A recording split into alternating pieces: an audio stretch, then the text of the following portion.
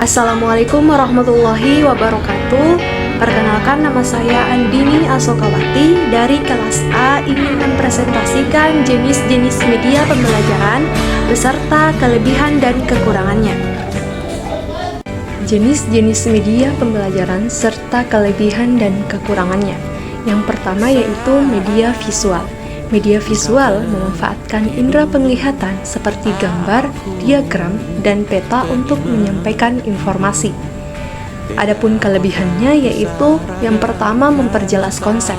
Sangat efektif untuk menjelaskan konsep yang abstrak atau rumit menjadi lebih konkret dan mudah dipahami.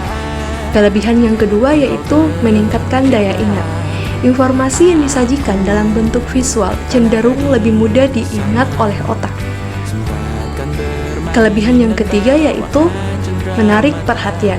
Penggunaan warna, bentuk, dan tata letak yang menarik dapat membuat siswa lebih fokus dan tidak cepat bosan. Adapun kekurangannya yaitu yang pertama, tidak ada suara.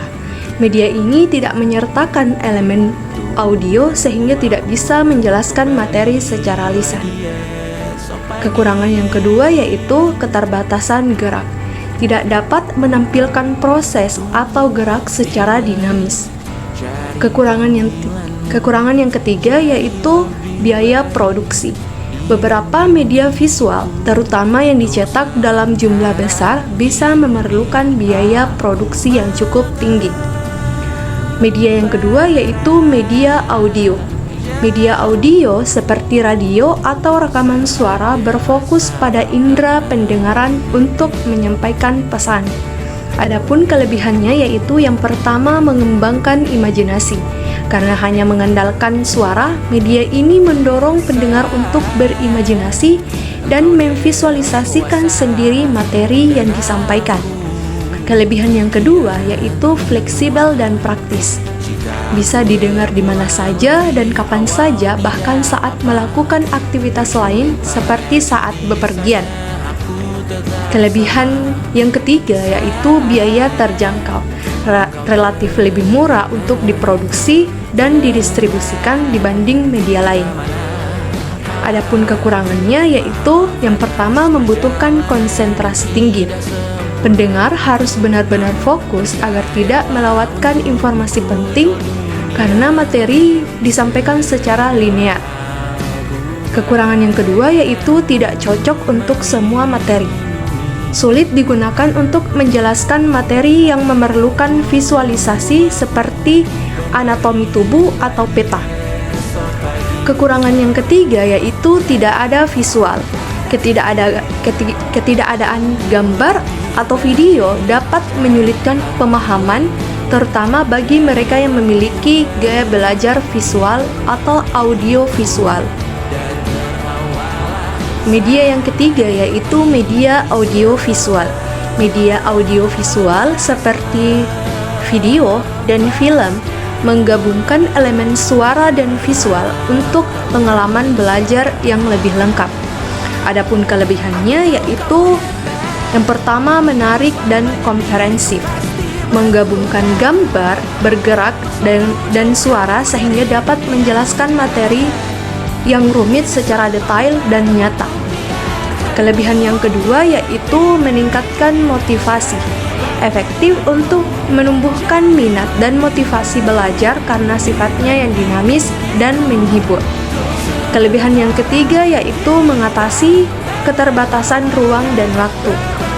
Dapat menampilkan peristiwa yang sudah berlalu atau tempat yang jauh seolah-olah terjadi di depan mata. Adapun kekurangannya yaitu yang pertama, satu arah. Komunikasi cenderung satu arah, kurang interaktif kecuali guru melakukan sesi diskusi setelahnya. Kekurangan yang kedua yaitu biaya dan keterampilan. Pembuatannya bisa sangat mahal dan membutuhkan peralatan serta keahlian khusus. Kekurangan yang ketiga yaitu ketergantungan teknologi.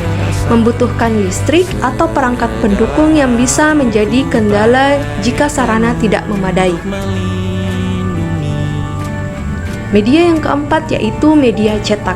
Media cetak seperti buku dan modul adalah media tradisional yang sudah lama digunakan dalam pendidikan.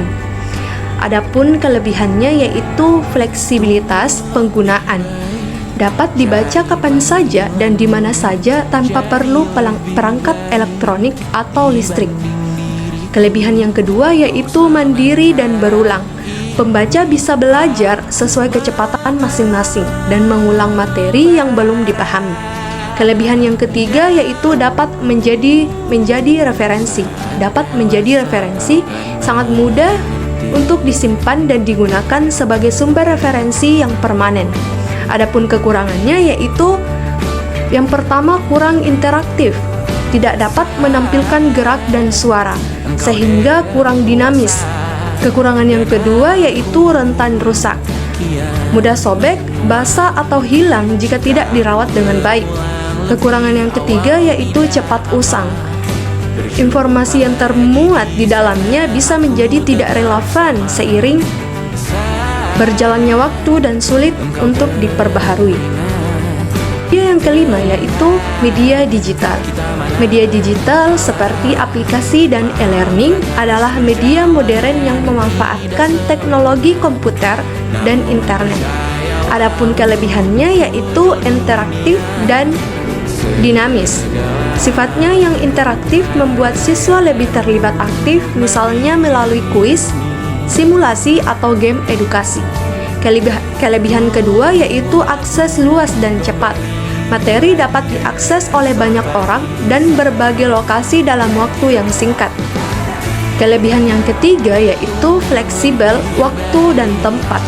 Pembelajaran dapat dilakukan kapan saja dan di mana saja, sangat cocok untuk pembelajaran mandiri. Adapun kekurangannya yaitu yang pertama ketergantungan teknologi. Membutuhkan perangkat seperti komputer, HP, tablet, jaringan internet yang stabil, dan listrik. Kekurangan yang kedua yaitu minim interaksi sosial. Jika tidak dikelola dengan baik, media ini dapat mengurangi interaksi langsung antara guru dan siswa atau antar siswa. Kekurangan yang ketiga yaitu keterbatasan akses. Tidak semua siswa memiliki perangkat atau akses internet yang memadai, sehingga menimbulkan kesenjangan digital. Sekian dari saya. Wassalamualaikum warahmatullahi wabarakatuh.